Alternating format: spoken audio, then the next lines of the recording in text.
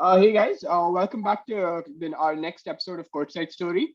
So today we'll be talking about the various. We'll be discussing each playoff series separately, and this video is about the Heat's Buck series.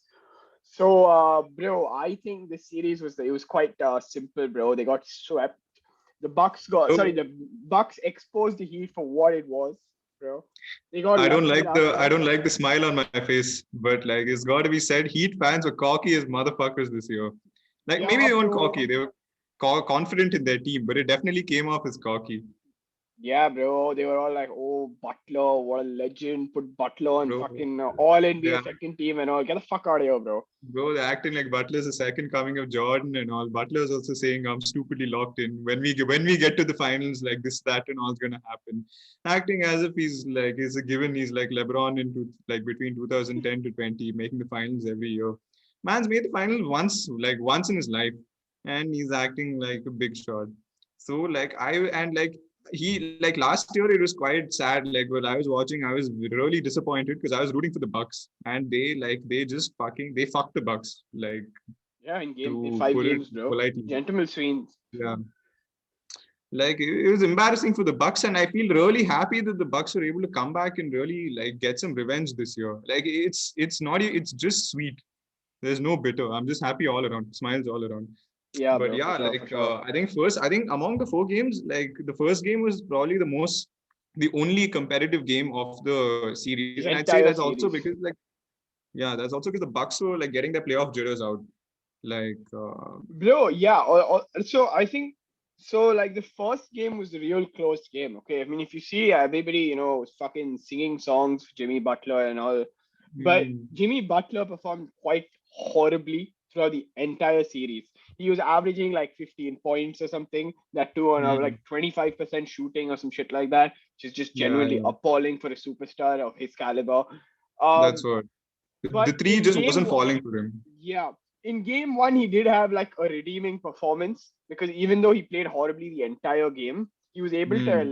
hit that clutch layup to Yeah, tie the game and force it into overtime.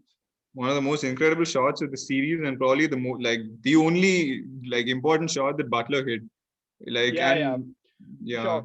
Bro, and I feel like so what was very different of this series, when this series started out, and it's true for like most of the games, right? Hmm. Especially this game, Adebayo Hmm. and Butler, who are the main stars of the Heat, didn't Yeah, play well at all, yeah, right? They yeah, both played badly. They were both being, in fact, the team was only being carried in this series and specifically in this game by the yeah. backcourt, which was Dragic and Mm. Duncan Robinson. Duncan Robinson, man, Duncan Robinson, I'd say was probably the best performer for that Heat team because like he was the only one who genuinely looked unstoppable out there because the guy can come out, he can come running like from anywhere on the court. He can like slide through a screen and just catch the ball, jump, elevate, and shoot. And he was doing that. He had like seven threes in I think one of the games. Yeah, yeah, first game. Yeah, first game only. Yeah, he was really killing them like from you like with that particular move again and again. They Bro, just couldn't guard it. but I feel like everyone just keeps forgetting to mention this guy, and I think he's an absolute legend. Okay, Mm. Chris Middleton, bro, he got them the dub.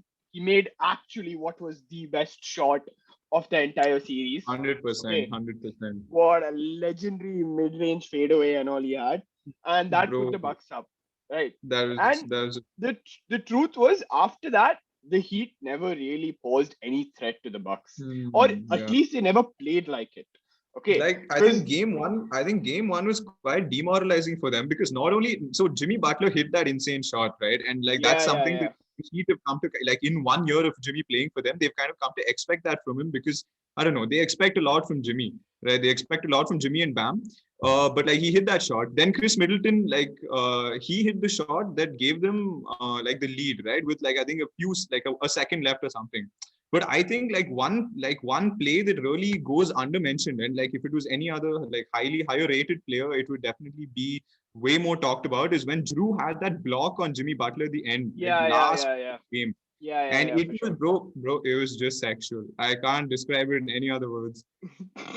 He just Bro. he So like after that, after this game one, it was really not close, bro. Like the next game they Hmm, lost by 30 plus points. They lost by 34 points. The hmm, game hmm, after hmm. that also they lost by 29 points. And after Yeah. that, also they lost by 17, right? So like none of the games were close. And like I feel like it comes down to a lot of different changes that had been made on both sides. Okay. So Mhm. firstly, the Bucks hired the Bucks got landed Drew Holiday. Okay. They're definitely the Very biggest signing of yeah, their off season. very impressive all NBA defense, all defense team caliber player. Okay. By his reckoning, and a lot of Bucks fans, like he should be in the running for DPOY as well. And like I And think I yeah, don't know, like fair he's a enough, bit bro. undersized, but No, but like I I feel think, like he should definitely have an all defensive case. Okay, like if hmm, somebody doesn't put him on at least all defensive second team, this is absolute fuck all. All right. bro, yeah, I think But he deserves first team. He's been that good this year. yeah, the case is there, bro. All right, but Hmm. I'm just saying if he doesn't get second team, that's fuck all.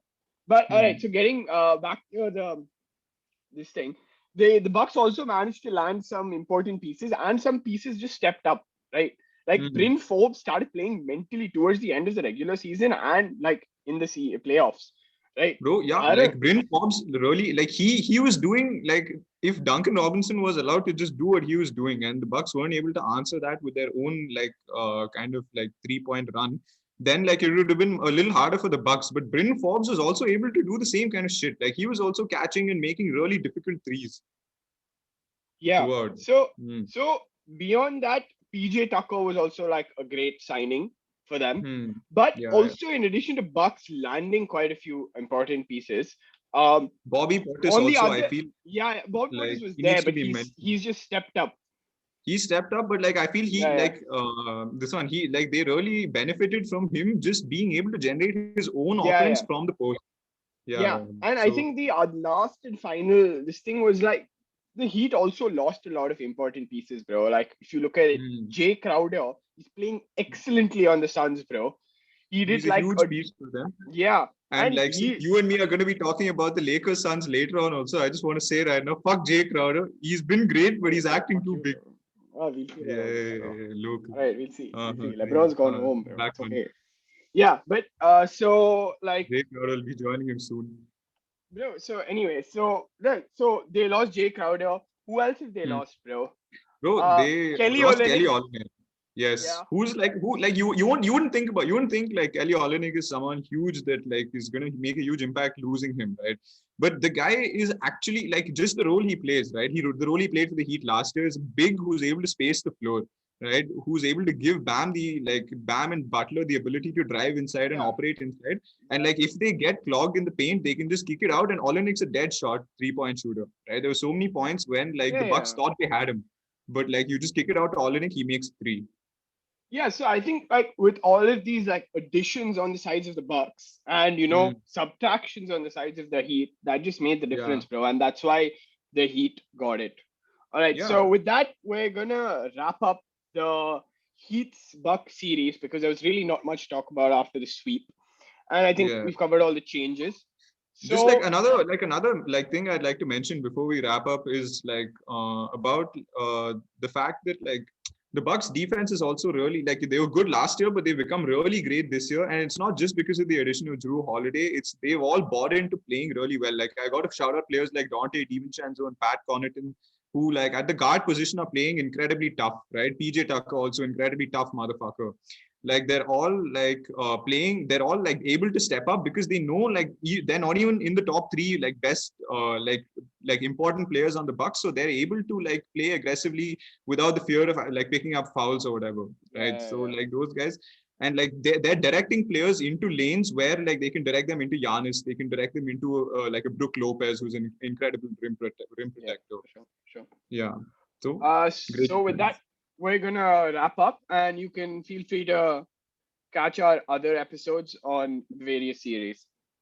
Yeah, other first round series.